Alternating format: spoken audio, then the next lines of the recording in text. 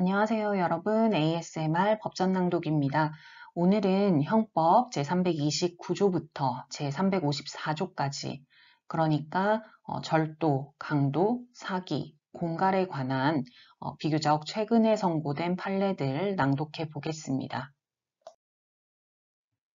본격적인 시작에 앞서서 구독과 좋아요, 댓글과 알람 설정을 부탁드립니다. 채널 유지에 원동력이 됩니다.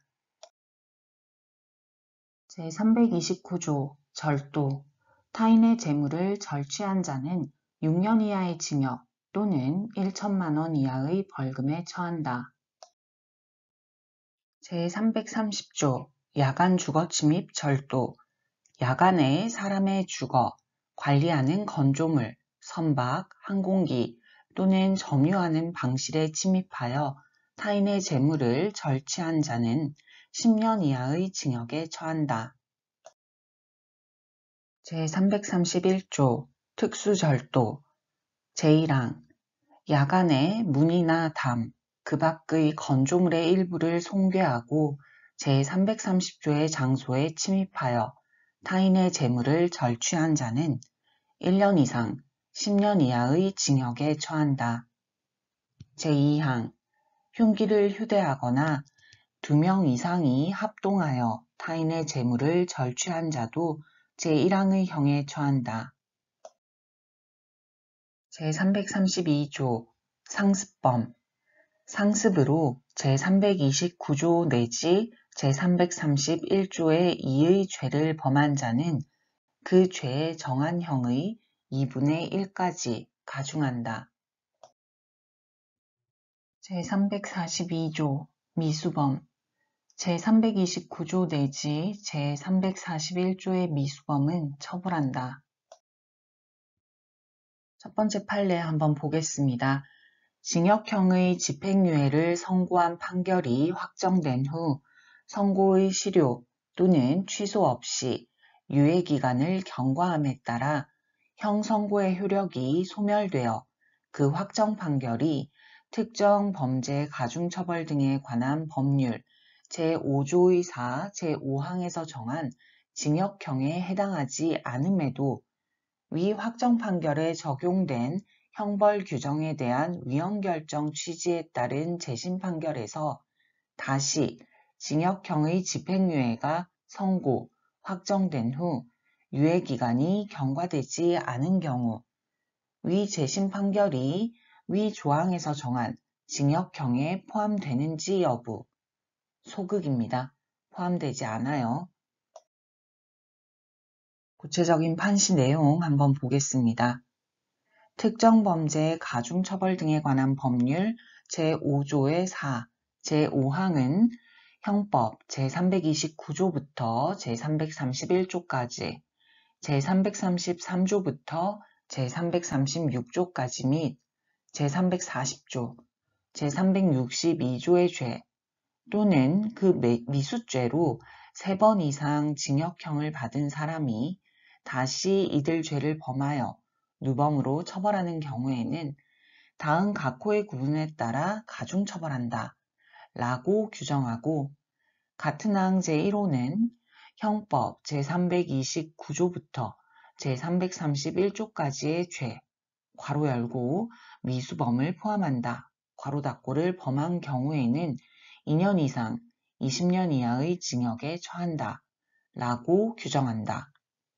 징역형의 집행유예를 선고한 판결이 확정된 후 선고의 실효 또는 취소 없이 유예기간을 경과함에 따라 형선고의 효력이 소멸되어 그 확정 판결이 특정 범죄 가중처벌 등에 관한 법률 제5조의 4, 제5항에서 정한 징역형에 해당하지 않음에도 위 확정 판결에 적용된 형벌 규정에 대한 위헌결정 취지에 따른 재심 판결에서 다시 징역형의 집행유예가 선고, 확정된 후 유예기간이 경과되지 않은 경우라면 특정 범죄 가중처벌 등에 관한 법률 제5조의 4, 제5항의 입법 취지에 비추어 위 재심 판결은 위 조항에서 정한 징역형에 포함되지 아니한다. 그 이유는 다음과 같다. 특정 범죄 가중처벌 등에 관한 법률 제5조의 4, 제5항 제1호는 동종 범행으로 3번 이상 징역형을 받은 사람이 다시 누범기간 내에 범한 절도 범행의 불법성과 비난 가능성을 무겁게 평가하여 징벌의 강도를 높여 범죄를 예방하여야 한다는 형사정책적 판단에 따른 것으로 반복적으로 범행을 저지르는 절도범에 관한 법정형을 강화하기 위하여 새로운 구성 요건을 창설한 것이다. 그런데 형의 집행을 유예하는 판결을 선고받아 선고의 실효 또는 취소 없이 유예기간을 도과함에 따라 특정 범죄 가중처벌 등에 관한 법률 제5조의 4, 제5항의 구성 요건인 징역형에 해당하지 않게 되었음에도 그 확정 판결에 적용된 형벌 규정에 대한 위헌 결정에 따른 재심 절차에서 다시 징역형의 집행유예가 선고되었다는 우연한 사정 변경만으로 위 조항의 구성 요건에 해당한다거나 그 입법 취지에 저촉되는 불법성, 비난 가능성이 새로 발생하였다고 볼 수는 없다. 만일 특정범죄 가중처벌 등에 관한 법률 제5조의 4, 제5항의 구성 요건에 포함되지 않던 징역형의 집행유예 전과가 재심 절차를 거쳤다는 이유만으로 특정범죄 가중처벌 등에 관한 법률 제5조의 4, 제5항의 징역형을 받은 경우에 포함된다면 헌법에 위반된 형벌 규정으로 처벌받은 피고인으로 하여금 재심 청구권의 행사를 위축시키게 되거나 검사의 청구로 인하여 재심 절차가 개시된 피고인에게 예상치 못한 부당한 결과를 초래하게 될 것이고 이로 인해 위헌 법령이 적용된 부당한 상태를 사실상 존속시키거나 이를 강제하게 될 여지도 있다. 그러니까 포함되면 안 된다는 거죠. 특정범죄 가중처벌 등에 관한 법률 제5조의 4, 제5항에서 정한 징역형에 형법 제332조 상습절도죄로 처벌받은 전력도 포함되는지 여부. 적극입니다. 포함된다. 특정범죄 가중법은 형법에 규정된 특정 범죄에 대한 가중처벌 등을 규정함으로써 건전한 사회질서의 유지와 국민 경제의 발전에 이바지함을 그 목적으로 한다. 이 사건 처벌 규정은 형법 제329조부터 제331조까지의 죄 또는 그 미수죄로 3번 이상 징역형을 받은 사람이 다시 이들 죄를 범하여 누범으로 처벌하는 경우에는 2년 이상 20년 이하의 징역에 처한다 라고 규정하고 있는데 형법 제332조 상습범은 상습으로 제329조 내지 제331조의 2의 죄를 범한 자는 그 죄의 정한 형의 2분의 1까지 가중한다 라고 규정하고 있는 등 상습절도죄의 구성요건에 형법 제329조부터 제331조까지의 죄를 포함하고 있다. 그리고 상습절도죄의 전과를 이 사건 처벌 규정에서 정한 징역형에 포함하지 않을 경우 단순 절도죄의 전력이 3번인 자가 절도를 저지른 경우에는 이 사건 조항으로 가중처벌받는 반면 3번의 절도 전력 중 상습 절도의 전력이 있는 자가 절도를 저지른 경우에는 단순 절도죄로 처벌받게 되는 데에 그치는 처벌의 불균형이 발생한다. 이러한 특정범죄 가중법의 목적, 이 사건 처벌 규정과 형법 제332조의 내용, 처벌의 불균형 등에 비추어 보면 이 사건 처벌 규정에서 정한 징역형에는 절도의 습벽이 인정되어 형법 제329조부터 제331조까지의 죄 또는 그 미수죄의 형보다 가중처벌되는 형법 제332조의 상습절도죄로 처벌받은 전력도 포함되는 것으로 해석해야 한다. 자, 다음 판례입니다. 특정범죄 가중처벌 등에 관한 법률 제5조의 4, 제5항, 제1호의 입법 취지 보겠습니다. 특정범죄 가중처벌 등에 관한 법률 제5조의 4, 제5항, 제1호 이하에서는 처벌조항이라 하겠습니다. 이 처벌조항은 형법 제329조부터 제331조까지의 죄 또는 그 미수죄로 3번 이상 징역형을 받은 사람이 다시 이들 죄, 괄호 열고 미수범을 포함한다.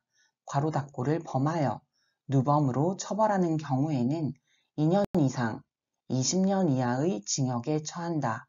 라고 규정하고 있다.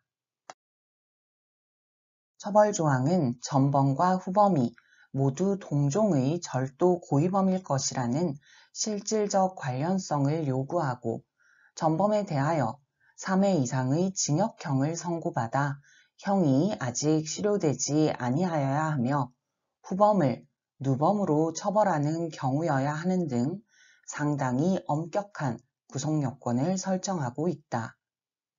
그리고 그 구성요건을 충족하는 행위가 3차례에 걸친 전범에 대한 형벌의 경고 기능을 무시하고 다시 누범 기간 내에 동종의 절도 범행을 저지른 것이라는 점에서 그 불법성과 비난 가능성을 무겁게 평가하여 징벌의 강도를 높임으로써 결국 이와 같은 범죄를 예방하려는데 처벌조항의 목적이 있다.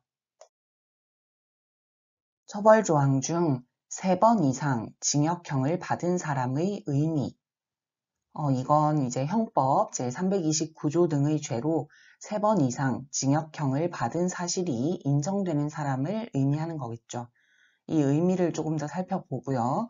자, 전범 중 일부가 나머지 전범과 사이에 형법 제37조 후단 경합범의 관계에 있는 경우 이를 위 조항에 규정된 처벌받은 형의 수를 산정할 때 제외하여야 하는지 여부. 이건 결론만 말씀드리면 소급, 제외하지 않습니다. 구체적인 내용 한번 볼게요. 처벌조항의 문헌 내용 및 입법 취지, 형법 제37조 후단과 제39조 제1항의 규정은 법원이 형법 제37조 후단 경합범, 괄호 열고 이하 후단 경합범이라고 한다. 괄호 닫고인 판결을 받지 아니한 죄에 대한 판결을 선고할 경우 판결이 확정된 죄와 동시에 판결할 경우와의 형평을 고려하여야 한다는 형의 양정에 관한 추가적인 고려사항과 형평에 맞지 않는다고 판단되는 경우에는 형의 임의적 감면을 할 수 있음을 제시한 것일 뿐 판결이 확정된 죄에 대한 형의 선고와 그 판결 확정 전에 범한 죄에 대한 형의 선고를 하나의 형의 선고와 동일하게 취급하라는 것이 아닌 점 등을 고려하면 처벌조항 중 3번 이상 징역형을 받은 사람은 그 문헌대로 형법 제329조 등의 죄로 3번 이상 징역형을 받은 사실이 인정되는 사람으로 해석하면 충분하고 전범 중 일부가 나머지 전범과 사이에 후단 경합범의 관계에 있다고 하여 이를 처벌조항에 규정된 처벌받은 형의 수를 산정할 때 제외할 것은 아니다. 다음 판례 보겠습니다.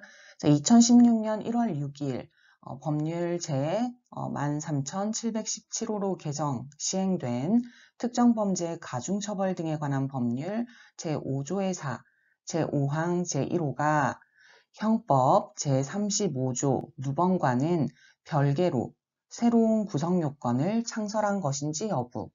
그렇죠. 적극입니다. 지금 위 처벌 규정에 정한 형에 다시 형법 제35조의 누범 가중한 형기 범위 내에서 처단형을 정하여야 하는지 여부. 이것도 적극입니다. 무슨 내용인지 구체적으로 알아보겠습니다. 2016년 1월 6일 법률 13,717호로 개정, 시행된 특정범죄 가중처벌 등에 관한 법률, 이하에서는 특정범죄가중법이라고 할게요. 특정범죄가중법 제5조의 4, 제5항은 형법 제329조부터 제331조까지, 제333조부터 제336조까지 및 제340조, 제362조의 죄 또는 그 미수죄로 3번 이상 징역형을 받은 사람이 다시 이들 죄를 범하여 누범으로 처벌하는 경우에는 다음 각 호의 구분에 따라 가중처벌한다 라고 규정하면서 같은 항 제1호 이하에서는 이 사건 법률 규정이라고 부르겠습니다. 이 사건 법률 규정은 형법 제329조부터 제331조까지의 죄, 괄호 열고 미수범을 포함한다. 괄호 닫고를 범한 경우에는 2년 이상 20년 이하의 징역에 처한다 라고 규정하고 있다. 이 사건 법률 규정은 그 입법 취지가 반복적으로 범행을 저지르는 절도사범에 관한 법정형을 강화하기 위한 데 있고 조문의 체계가 일정한 구성 요건을 규정하는 형식으로 되어 있으며 적용 요건이나 효과도 형법 제35조와 달리 규정되어 있다. 이러한 이 사건 법률 규정의 입법 취지, 형식 및 형법 제35조와의 차이점 등에 비추어 보면 이 사건 법률 규정은 형법 제35조 누범 규정과는 별개로 형법 제329조부터 제331조까지의 죄, 미수범 포함을 범하여 3번 이상 징역형을 받은 사람이 누범 기간 중에 다시 해당 범죄를 저지른 경우에 형법보다 무거운 법정형으로 처벌한다 라는 내용의 새로운 구성 요건을 창설한 것으로 해석해야 한다. 따라서 이 사건 법률 규정의 정한형에 다시 형법 제35조의 누범 가중한 형기 범위 내에서 처단형을 정하여야 한다. 다음 판례입니다. 앞서서 봤던 내용이랑 또 반복되는 것 같긴 한데 한 번 더 볼게요. 반복적인 절도범행 등에 대한 누범 가중 처벌 규정인 특정범죄 가중처벌 등에 관한 법률 제5조의 4, 제5항의 취지를 살펴보고요. 같은 항 제1호 중 이들 죄를 범하여 누범으로 처벌하는 경우 부분에서 이들 죄의 의미 살펴봅니다. 앞서서 봤었죠. 형법 제329조 내지 제331조의 죄 또는 그 미수죄를 이제 의미하는 겁니다.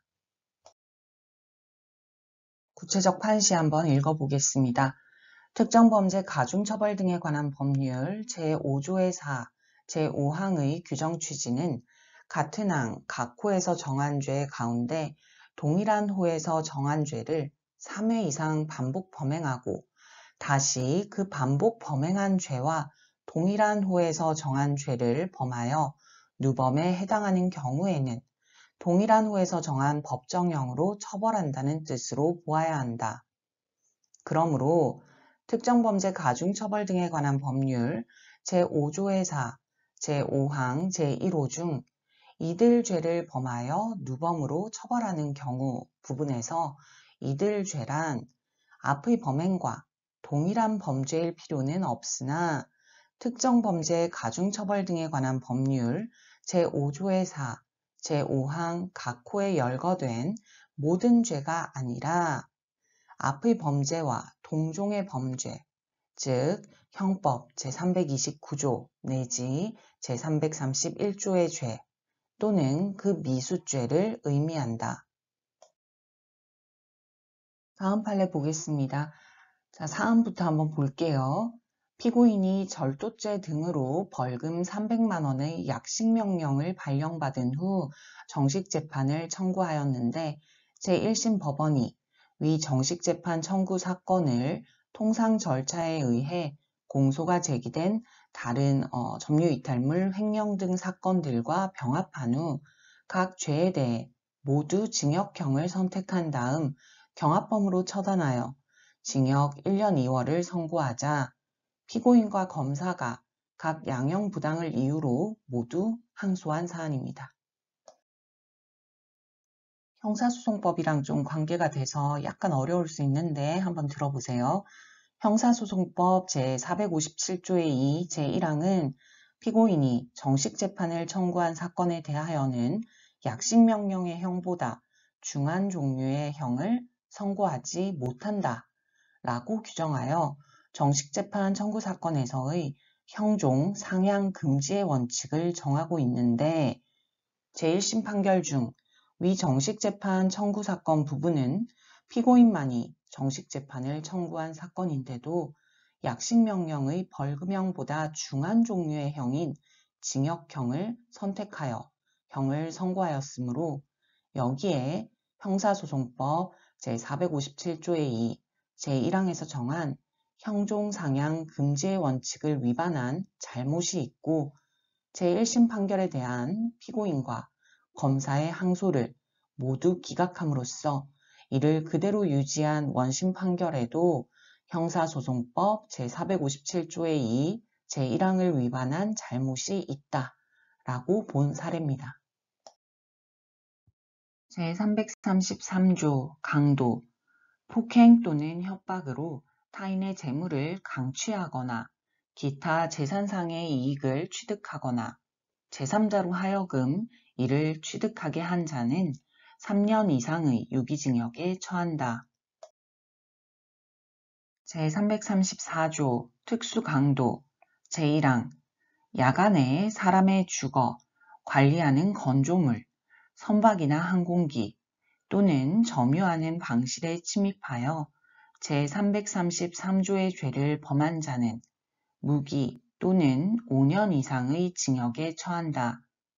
제2항 흉기를 휴대하거나 2인 이상이 합동하여 전조의 죄를 범한 자도 전항의 형과 같다. 첫 번째 판례 보겠습니다. 채권자를 폭행, 협박하여 채무를 면탈함으로써 성립하는 강도죄에서 불법이득 의사의 유무를 판단하는 방법에 관한 판례입니다. 강도상해죄가 성립하려면 먼저 강도죄의 성립이 인정되어야 하고 강도죄가 성립하려면 불법 영득 또는 불법 이득의 의사가 있어야 한다. 채권자를 폭행 협박하여 채무를 면탈함으로써 성립하는 강도죄에서 불법 이득 의사는 단순 폭력 범죄와 구별되는 중요한 구성요건 표지이다. 폭행 협박 당시 피고인에게 채무를 면탈하려는 불법 이득 의사가 있었는지는 신중하고 면밀하게 심리 판단되어야 한다.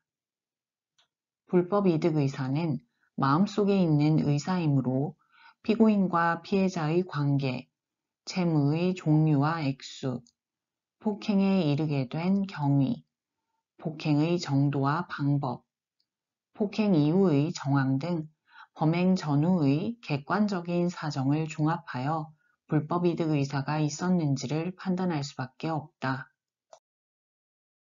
다음 판례 보겠습니다. 형법 제333조 후단의 강도죄인 강제이득죄에서 말하는 재산상의 이익의 의미.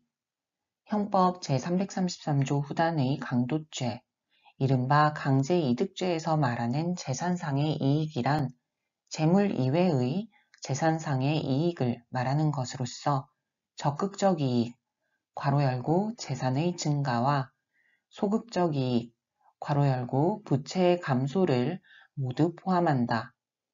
강제이득죄를 처벌하는 취지는 권리의무 관계가 외형상으로라도 불법적으로 변동되는 것을 막고자 함에 있고 강도죄는 한거 불능이나 반항을 억압할 정도의 폭행, 협박을 그 요건으로 한다. 따라서 법률상 정당하게 그 이행을 청구할 수 있는 것이 아니어도 강도죄에서의 재산상의 이익에 해당할 수 있고 그 재산상의 이익은 반드시 사법상 유효한 재산상의 이득만을 의미하는 것이 아니며 외견상 재산상의 이득을 얻을 것이라고 인정할 수 있는 사실관계만 있으면 여기에 해당된다.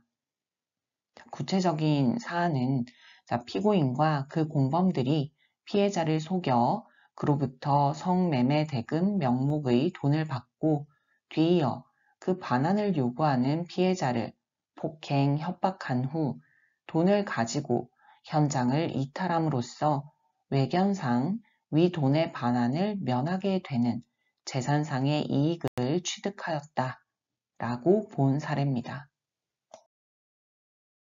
제347조 사기 제1항 사람을 기망하여 재물의 교부를 받거나 재산상의 이익을 취득한 자는 10년 이하의 징역 또는 2천만 원 이하의 벌금에 처한다.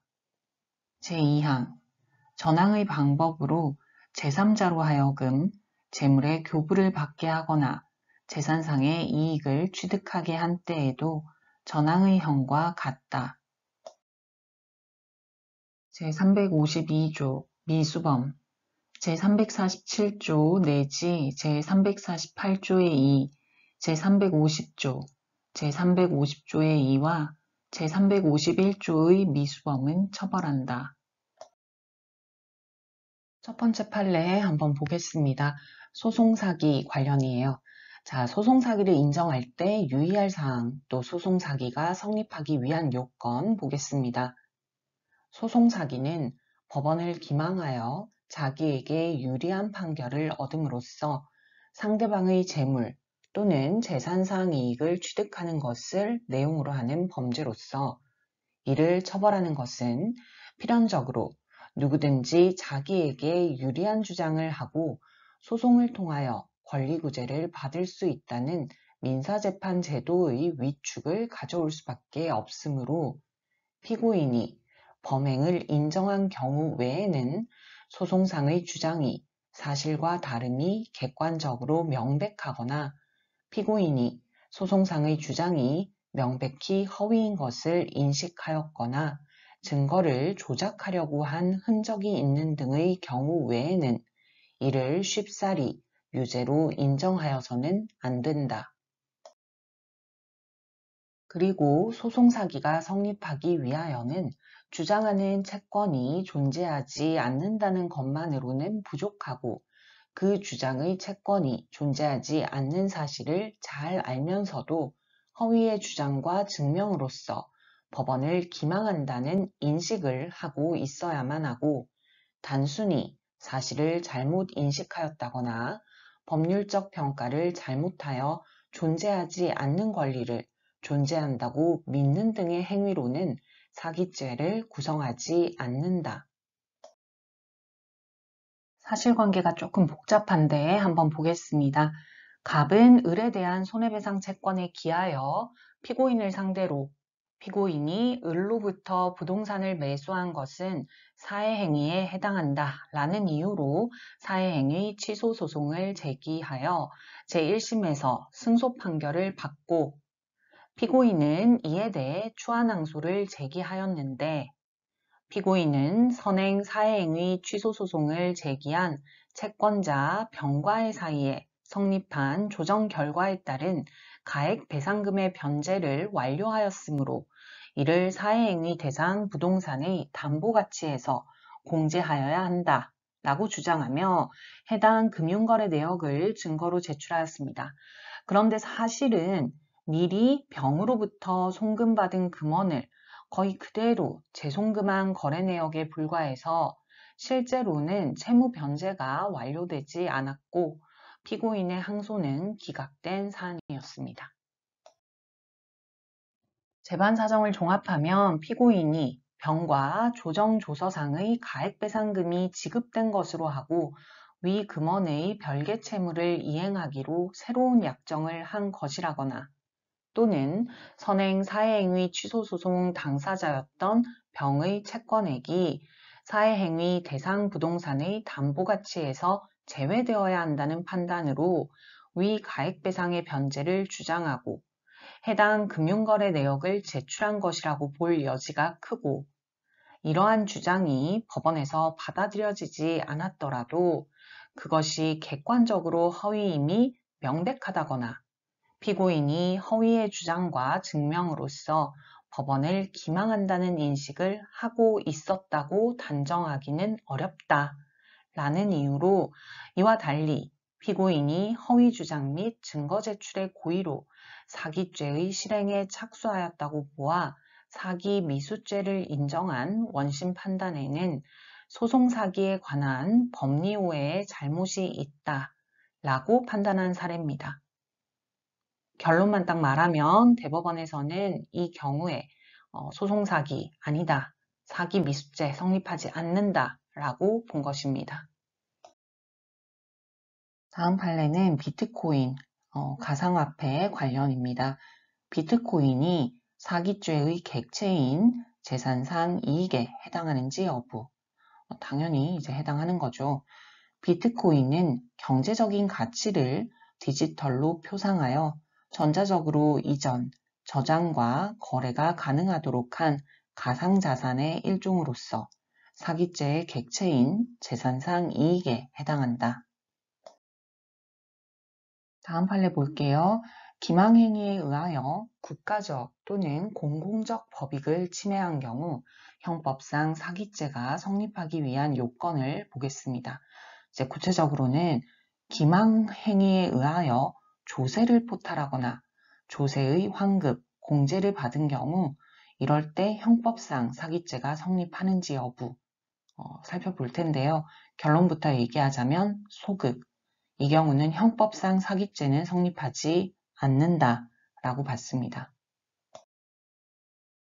기망행위에 의하여 국가적 또는 공공적 법익을 침해한 경우라도 그와 동시에 형법상 사기죄의 보호법익인 재산권을 침해하는 것과 동일하게 평가할 수 있는 때에는 당해 행정법규에서 사기죄의 특별관계에 해당하는 처벌 규정을 별도로 두고 있지 않는 한 사기죄가 성립할 수 있다. 그런데 기망행위에 의하여 조세를 포탈하거나 조세의 환급, 공제를 받은 경우에는 조세범 처벌법에서 이러한 행위를 처벌하는 규정을 별도로 두고 있을 뿐만 아니라 조세를 강제적으로 징수하는 국가 또는 지방자치단체의 직접적인 권리작용을 사기죄의 보호법익인 재산권과 동일하게 평가할 수는 없는 것이므로 기망행위에 의하여 조세를 포탈하거나 조세의 환급, 공제를 받은 경우에는 조세범 처벌법 위반죄가 성립함은 변론으로 하고 형법상 사기죄는 성립할 수 없다.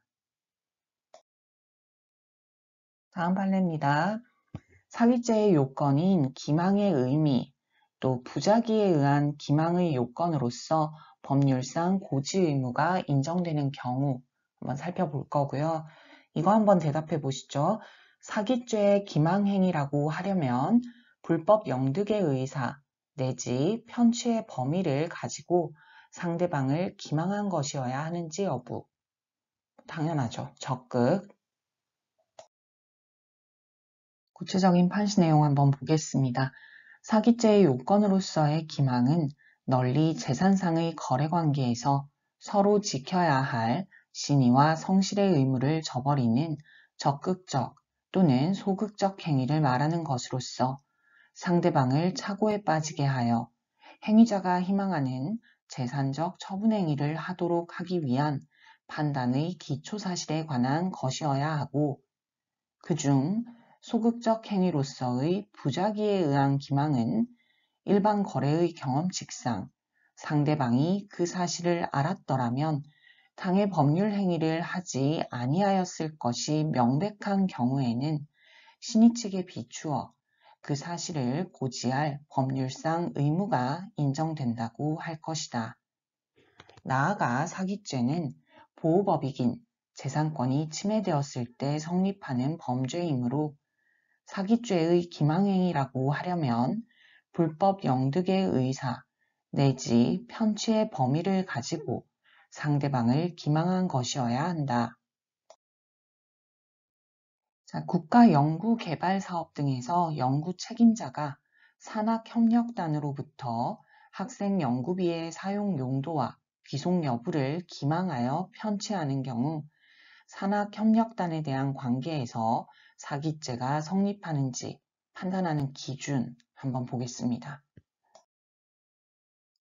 연구 책임자가 처음부터 소속 학생 연구원들에 대한 개별 지급의사 없이 공동관리 계좌를 관리하면서 사실상 그 처분권을 가질 의도하에 이를 숨기고 산학협력단에 연구비를 신청하여 이를 지급받았다면 이는 산학협력단에 대한 관계에 있어 기망에 의한 편취 행위에 해당한다. 다만 연구 책임자가 원래 용도에 부합하게 학생 연구원들의 사실상 처분권 귀속하에 학생 연구원들의 공동비용 충당 등을 위하여 학생 연구원들의 자발적인 의사에 근거하여 공동관리 계좌를 조성하고 실제로 그와 같이 운용한 경우라면 비록 공동관리 계좌의 조성 및 운영이 관련 법령이나 규정 등에 위반되더라도 그러한 사정만으로 불법 영득 의사가 추단되어 사기죄가 성립한다고 단정할 수 없다. 이 경우 사기죄 성립 여부는 공동관리계좌 개설의 경위, 실질적 관리 및 처분권의 귀속, 연구비가 온전히 법률상 귀속자인 학생 연구원들의 공동비용을 위하여 사용되었는지 여부 등을 종합적으로 고려하여 판단하여야 한다. 다음 판례 볼게요. 구시설물의 안전관리에 관한 특별법 제9조의 3에서 금지하는 명의대여의 의미 한번 볼 거고요. 자, 어떤 안전진단 전문기관의 명의로 도급된 안전진단 용역의 전부 또는 대부분을 다른 사람이 맡아서 수행하였으나 안전진단 전문기관 자신이 안전진단 용역에 실질적으로 관여할 의사로 수급하였고 용역 수행 과정에 실질적으로 관여하여 온 경우 명의대여에 해당하는지 여부. 소급. 이 경우는 명의대여가 아니라는 거죠.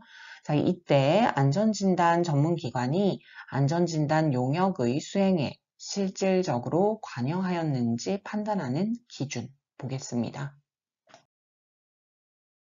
구시설물의 안전관리에 관한 특별법 제9조의 3이 금지하고 있는 타인에게 자기의 명칭이나 상호를 사용하여 안전점검 또는 정밀 안전진단 업무를 영위하게 하는 행위. 이걸 이제 명의대여라고 하겠습니다. 이 금지되는 명의대여란 타인이 자신의 명칭이나 상호를 사용하여 자격을 갖춘 안전진단 전문기관으로 행세하면서 안전진단 업무를 영위하리라는 것을 알면서도 그와 같은 목적에 자신의 명칭이나 상호를 사용하도록 승낙 내지 양해한 경우를 의미한다 라고 해석하여야 하므로 어떤 안전진단 전문기관의 명의로 도급된 안전진단 용역의 전부 또는 대부분을 다른 사람, 앞으로는 이제 용역 수행자라고 하겠습니다. 이 대부분을 용역 수행자가 맡아서 수행하였더라도 안전진단 전문기관 자신이 안전진단 용역에 실질적으로 관여할 의사로 수급하였고 그 용역 수행 과정에 실질적으로 관여하여 왔다면 이를 명의대여로 볼 수 없다.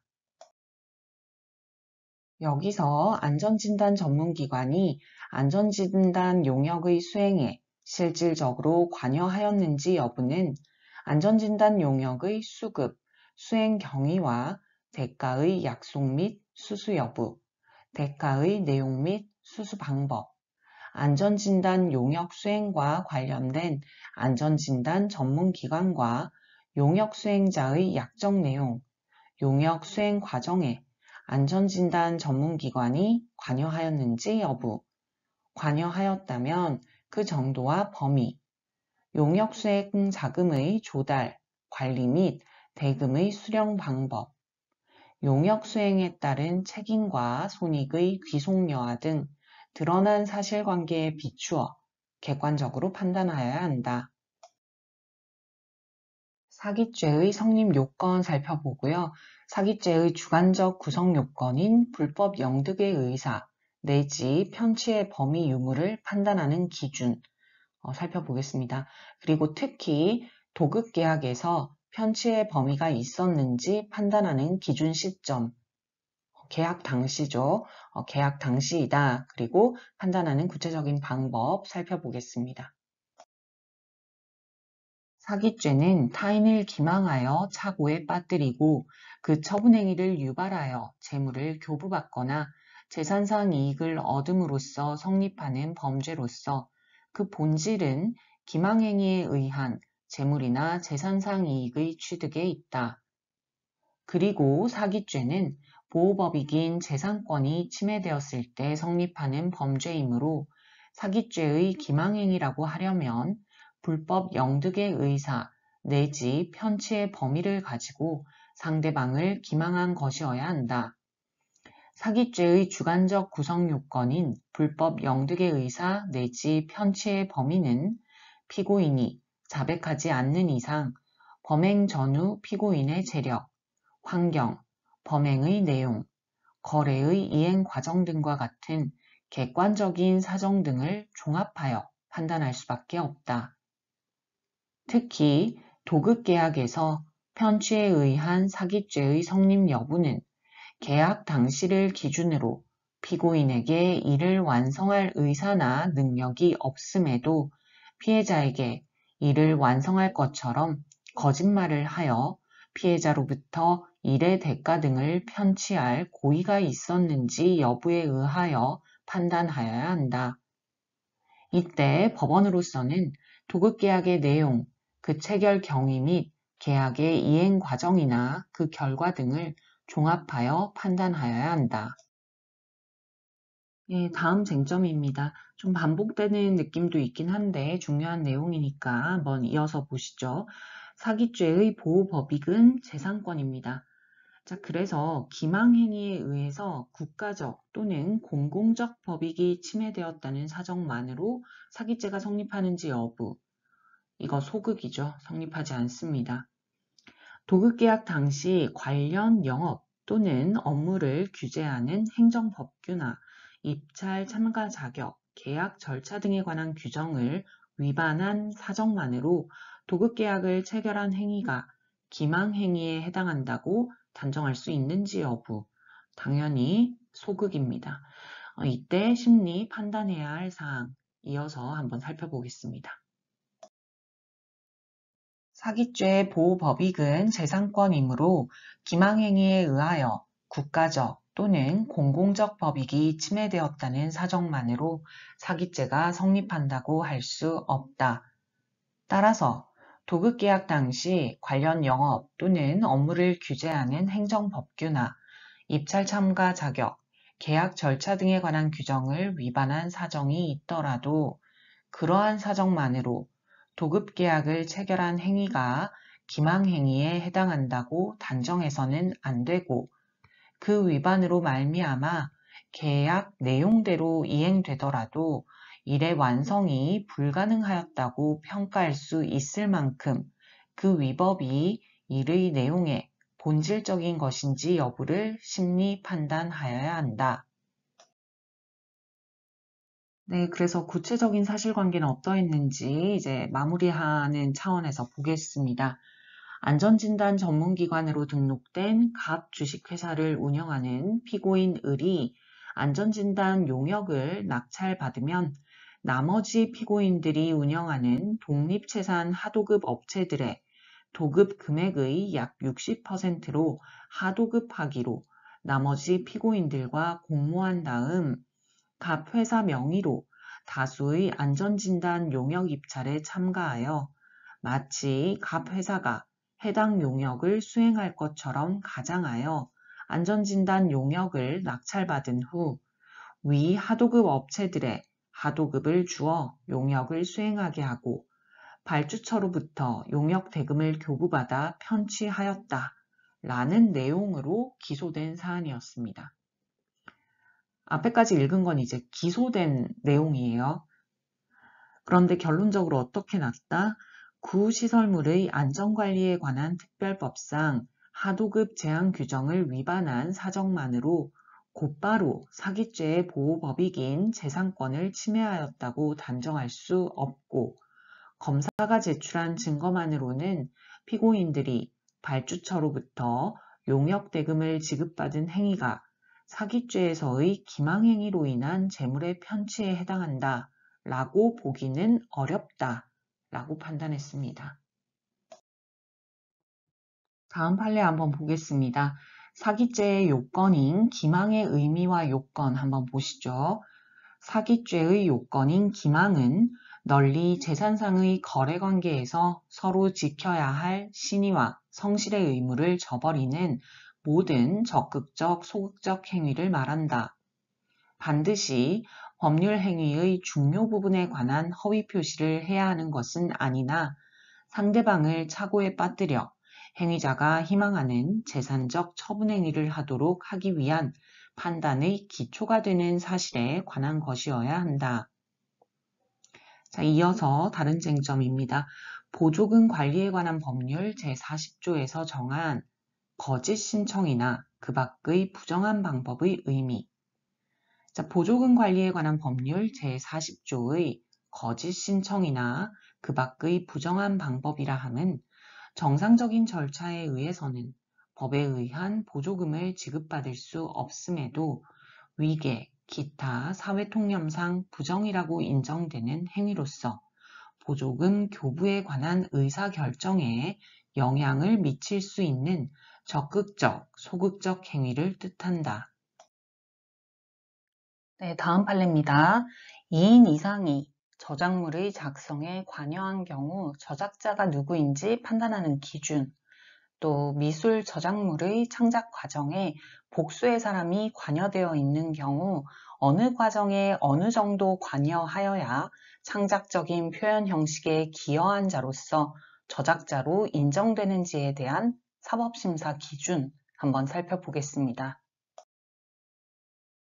미술 저작물을 창작하는 여러 단계의 과정에서 작가의 사상이나 감정이 어느 단계에서 어떤 형태와 방법으로 외부에 나타났다고 볼 것인지는 용이한 일이 아니다. 본래 이를 따지는 일은 비평과 담론으로 다루어야 할 미학적 문제이기 때문이다. 그러므로 이에 관한 논란은 미학적인 평가 또는 작가에 대한 윤리적 평가에 관한 문제로 보아 예술 영역에서의 비평과 담론을 통해 자율적으로 해결하는 것이 사회적으로 바람직하고, 이에 대한 사법 판단은 그 논란이 법적 분쟁으로 비화하여 저작권 문제가 정면으로 쟁점이 된 경우로 제한되어야 한다. 사기죄의 요건으로서 부작위에 의한 기망의 의미 및 이때 법률상 고지 의무가 인정되는 범위 살펴보고요. 또 법률상 고지 의무의 근거가 되는 거래의 내용이나 거래 관행 등 거래 실정에 관한 사실을 주장, 증명할 책임의 소재는 검사에게 있다는 내용입니다. 구체적으로 한번 보겠습니다. 사기죄의 요건으로서의 기망은 널리 재산상의 거래관계에서 서로 지켜야 할 신의와 성실의 의무를 저버리는 모든 적극적 또는 소극적 행위를 말하고, 이러한 소극적 행위로서의 부작위에 의한 기망은 법률상 고지 의무 있는 자가 일정한 사실에 관하여 상대방이 착오에 빠져 있음을 알면서도 이를 고지하지 않는 것을 말한다. 여기에서 법률상 고지 의무는 법령, 계약, 관습, 조리 등에 의하여 인정되는 것으로서 문제가 되는 구체적인 사례에 즉응하여 거래 실정과 신의성실의 원칙에 의하여 결정되어야 한다. 그리고 법률상 고지 의무를 인정할 것인지는 법률 문제로서 상고심의 심판 대상이 되지만, 그 근거가 되는 거래의 내용이나 거래 관행 등 거래 실정에 관한 사실을 주장, 증명할 책임은 검사에게 있다.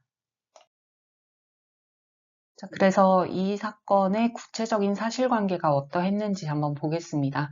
한때 굉장히 유명했던 사건이죠. 자, 피고인이 화가 갑에게 돈을 주고 자신의 기존 콜라주 작품을 회화로 그려오게 하거나 자신이 추상적인 아이디어만 제공하고 이를 갑이 임의대로 회화로 표현하게 하는 등의 작업을 지시한 다음 갑으로부터 완성된 그림을 건네받아 경미한 작업만 추가하고 자신의 서명을 하였음에도 위와 같은 방법으로 그림을 완성한다는 사실을 고지하지 아니하고 사실상 갑 등이 그린 그림을 마치 자신이 직접 그린 친작인 것처럼 전시하여 피해자들에게 그림을 판매하고 대금 상당의 돈을 편취하였다는 내용으로 기소된 사안이었습니다. 자, 기소는 사기죄, 유죄다, 뭐 이런 취지로 이제 기소가 된 건데 대법원에서 판단은 자, 피해자들이 위 미술 작품을 피고인의 친작으로 착오한 상태에서 구매한 것이라고 단정하기 어렵다고 보아 피고인에게 무죄를 선고한 원심 판단을 수긍했습니다. 사기죄 성립하지 않는다는 거죠. 자, 마지막 판례 한번 보겠습니다. 사기죄의 성립 요건 볼 거고요. 사기죄의 주관적 구성 요건인 불법 영득 의사 내지 편취의 범위 유무를 판단하는 기준 보겠습니다. 또 공사대금 등 편취에 의한 사기죄에서 편취의 범위가 있었는지를 판단하는 기준 시점 언제일까요? 계약 당시겠죠. 그리고 판단하는 방법 구체적으로 살펴보겠습니다. 사기죄는 타인을 기망하여 착오에 빠뜨리고 그 처분행위를 유발하여 재물을 교부받거나 재산상의 이익을 얻음으로써 성립하는 범죄로서 그 본질은 기망행위에 의한 재물이나 재산상 이익의 취득에 있다. 그리고 사기죄는 보호법익인 재산권이 침해되었을 때 성립하는 범죄이므로 사기죄의 기망행위라고 하려면 불법 영득의 의사 내지 편취의 범위를 가지고 상대방을 기망한 것이어야 한다. 사기죄의 주관적 구성 요건인 불법 영득의 의사 내지 편취의 범위는 피고인이 자백하지 않는 이상 범행 전후 피고인의 재력, 환경, 범행의 내용, 거래의 이행 과정 등과 같은 객관적인 사정 등을 종합하여 판단할 수밖에 없다. 특히 공사 도급계약에서 편취에 의한 사기죄의 성립 여부는 계약 당시를 기준으로 피고인에게 공사를 완성할 의사나 능력이 없음에도 피해자에게 공사를 완성할 것처럼 거짓말을 하여 피해자로부터 공사대금 등을 편취할 고의가 있었는지 여부에 의하여 판단하여야 한다. 이때 법원으로서는 공사 도급계약의 내용, 그 체결 경위 및 계약의 이행 과정이나 그 결과 등을 종합하여 판단하여야 한다. 계속 이어서 다음으로 살펴볼 내용은 사기죄의 보호법익, 당연히 재산권이죠. 또 기망행위에 의하여 국가적 또는 공공적 법익이 침해되었다는 사정만으로 사기죄가 성립하는지 여부, 이건 소극이죠. 성립하지 않습니다. 그거 살펴볼 거고요. 그리고 공사 도급계약 당시 관련 영업 또는 업무를 규제하는 행정법규나 입찰 참가 자격, 계약 절차 등에 관한 규정을 위반한 사정만으로 공사 도급계약을 체결한 행위가 기망행위에 해당한다고 단정할 수 있는지 여부, 이것도 소극입니다. 이때 심리 판단해야 될 사항까지 포함해서 구체적으로 한번 살펴보겠습니다. 사기죄의 보호법익은 재산권이므로 기망행위에 의하여 국가적 또는 공공적 법익이 침해되었다는 사정만으로 사기죄가 성립한다고 할 수 없다. 따라서 공사 도급계약 당시 관련 영업 또는 업무를 규제하는 행정법규나 입찰 참가 자격, 계약 절차 등에 관한 규정을 위반한 사정이 있더라도 그러한 사정만으로 공사 도급계약을 체결한 행위가 기망행위에 해당한다고 단정해서는 안 되고 그 위반으로 말미암아 계약 내용대로 이행되더라도 공사의 완성이 불가능하였다고 평가할 수 있을 만큼 그 위법이 공사의 내용에 본질적인 것인지 여부를 심리 판단하여야 한다.